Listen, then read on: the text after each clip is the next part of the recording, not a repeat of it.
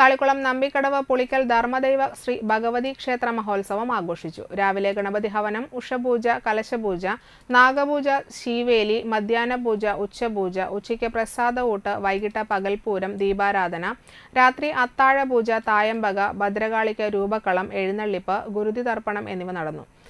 കൊളക്കാടൻ ശിവപ്രസാദ് ഭഗവതിയുടെ തിടമ്പേറ്റി. ക്ഷേത്രം തന്ത്രി ഏങ്ങണ്ടിയൂർ ബൈജുരാജ് മുഖ്യ കാർമ്മികനായി. ക്ഷേത്രം president PK Bharathan, secretary Premadas PK, treasurer Manoj PB എന്നിവർ ചടങ്ങുകൾക്ക് നേതൃത്വം നൽകി. നിരവധി പേർ ചടങ്ങുകളിൽ പങ്കെടുത്തു.